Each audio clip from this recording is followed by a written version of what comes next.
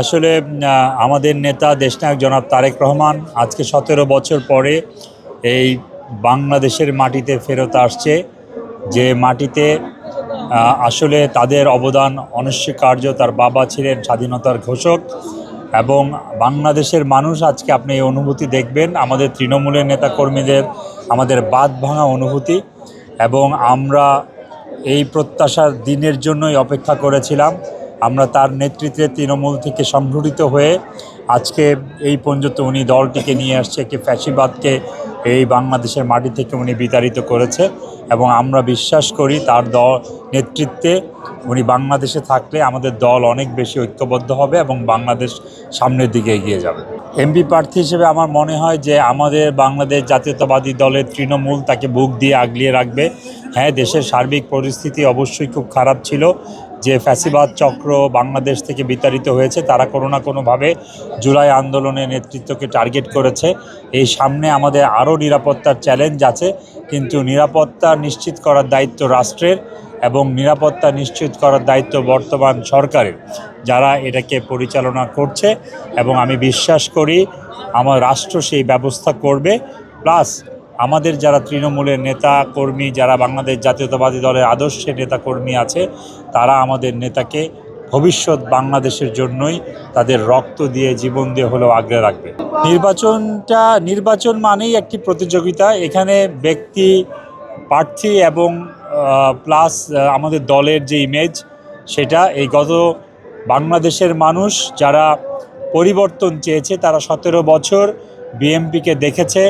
বিএনপির আন্দোলন, বিএনপির ত্যাগ, আজকে আমাদের যে পরিমাণ নেতাকর্মী জুলাই আন্দোলনে নিহত হয়েছে, গত 17 বছরে নিহত হয়েছে, এ থেকে বোঝা যায় যে আমরা বাংলাদেশে ফ্যাসিবাদের বিরুদ্ধে রুখে দাঁড়িয়েছি। এবং বিশ্বাস করি বৃহত্তম দল হিসাবে বাংলাদেশের তৃণমূল থেকে একদম সর্বোচ্চ পর্যন্ত বাংলাদেশের নেতৃত্বের শৃঙ্খলা আছে এবং সেই কারণে বাংলাদেশ জাতীয়তাবাদী দলকে মানুষ ভোট দেবে।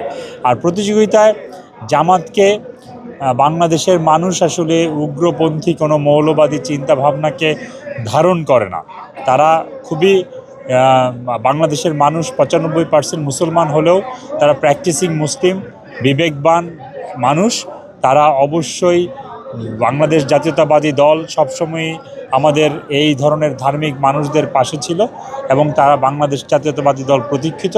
আমরা জামাতকে এবং অন্য এনসিপিকে খুব বড় প্রতিপক্ষ মনেই করছি না। আমাদের বাংলাদেশের এখন ভোটারের প্রজন্ম, যে নতুন ভোটার যারা 2008-এর পর থেকে কখনোই ভোট দিতে পারেনি, এই 17 বছরে যে মানুষটা 18 বছর ছিল সে প্রায় 34-35 বছরের যুবক হয়ে গেছে।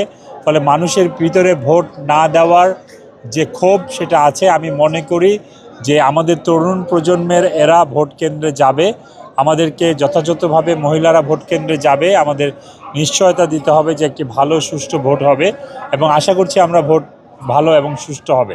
আরেকটা বিষয় হলো যে আমরা তাদেরকে উদ্বুদ্ধ করব, বাংলাদেশ জাতীয়তাবাদী দল ডোর টু ডোর ওয়ার্ক করবে এবং তাদেরকে, এবং সেই কাজটা চলমান আছে।